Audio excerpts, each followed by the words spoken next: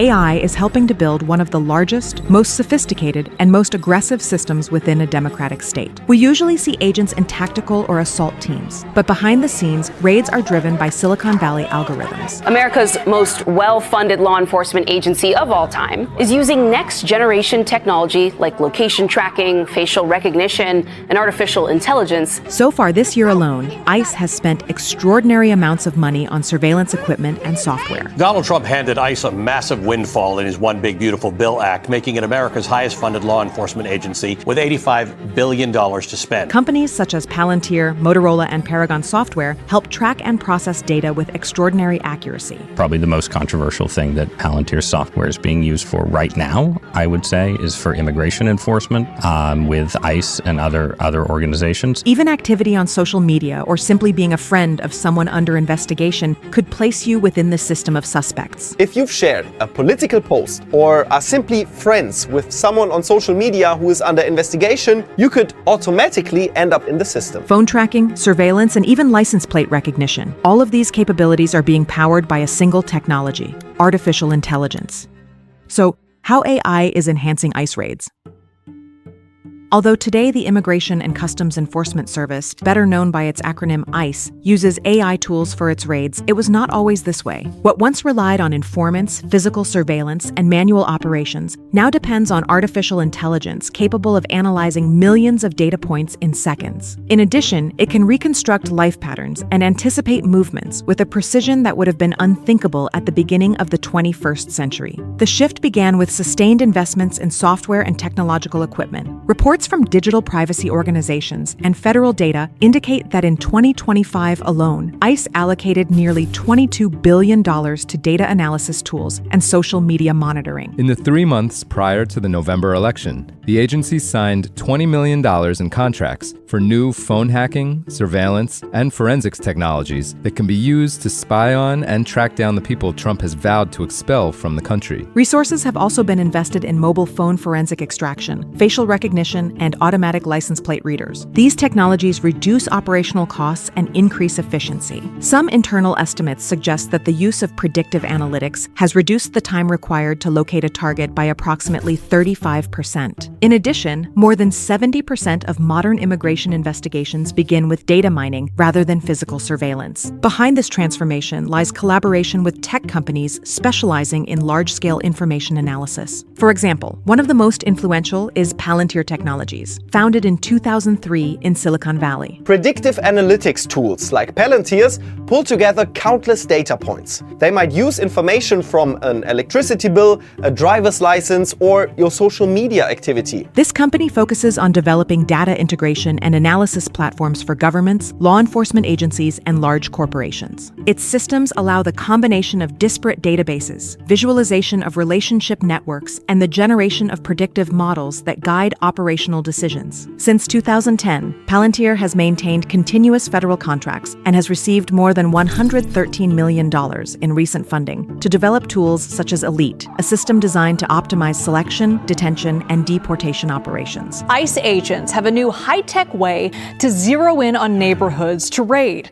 The report says it's an app called Elite, and it's developed by Palantir, which is a data analytics company used by federal agencies and state and local governments. This system provides real-time visibility into migration movements and operational logistics. Palantir's platforms enable the integration of data from multiple sources such as public records, driver's licenses, and even utility billing. By cross-referencing this data, algorithms can infer current addresses, workplaces, and daily routines with an estimated accuracy exceeding 80%. For example, nighttime electricity consumption can indicate presence in a residence, while vehicle records can confirm mobility patterns. This ability to reconstruct daily life turns data into an operational roadmap. But the central element of this system is the massive availability of information. ICE and other federal agencies have access to a vast data network that includes property records, court histories, and commercial databases. And it is estimated that federal programs could expand the collection of social media identifiers to an additional 33 million people. ICE is creating a surveillance-like state of social media accounts of individuals across America who oppose ICE, who oppose the Trump administration's policies. and also undocumented immigrants in the United States. More than 75% of adults in the United States possess a driver's license, making these databases a key resource for biometric identification. This is complemented by data from mobile applications, which can reveal location patterns with accuracy of up to 5 meters, enabling the reconstruction of daily trajectories. Facial recognition has also become a fundamental tool in the field. However, this introduces significant risks of misidentification, which is why so many wrongful detentions have occurred in recent months. A 79-year-old business owner says he was body slammed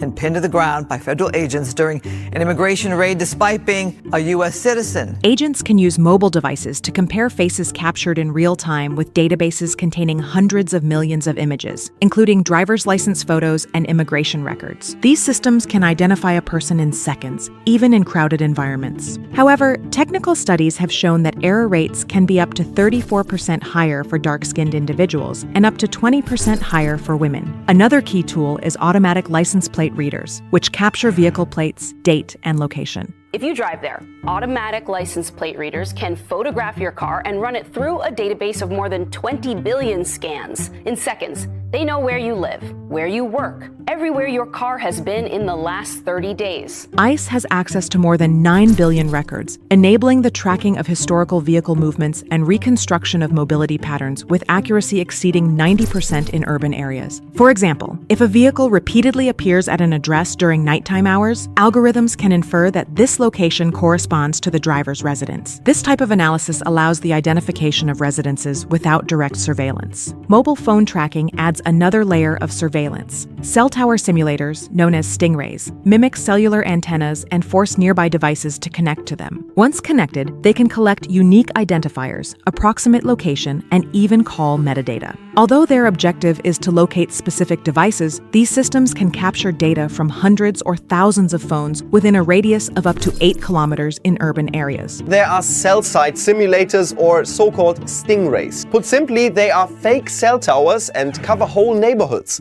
When a phone of someone targeted connects, officers can track it in real time. But the tech also tracks everyone else in the area. The analysis of phone metadata allows the identification of contact networks and personal relationships with an estimated accuracy of 87%, even without accessing the content of conversations. The integration of this data is consolidated into centralized data lakes that eliminate isolated data between agencies. ICE has proposed integrations with Social Security records, the Internal Revenue Service, and even public health programs. According to them, the objective is to improve accuracy in determining immigration status. But this centralization would allow algorithms to analyze nearly 170 million profiles simultaneously. However, it also raises concerns about the collection of data from U.S. citizens. Healthcare data is the new gold, apparently. Some say it's practically priceless in the wrong hands.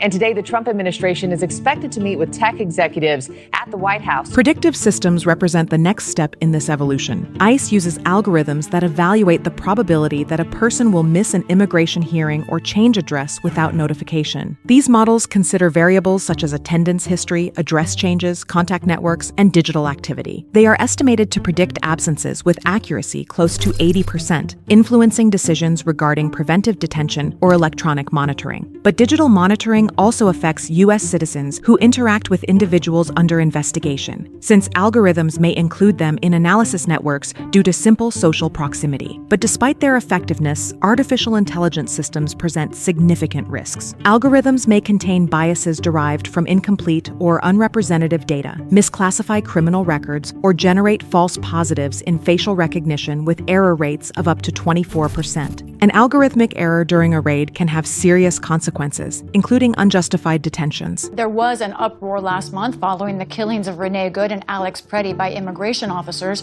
but videos from across the country have shown months of other violent interactions, including with U.S. citizens. The evolution of ICE raids toward an AI-driven model reflects a broader shift in how governments use technology to exercise territorial and social control. The operational efficiency achieved through algorithms, facial recognition, and phone tracking has created a system capable of analyzing daily life with an unprecedented level of detail. As artificial intelligence evolves, the challenge will be balancing security and mass surveillance without undermining the rule of law. At Economy Media, your opinion matters to us. Subscribe and let us know what you think in the comments below.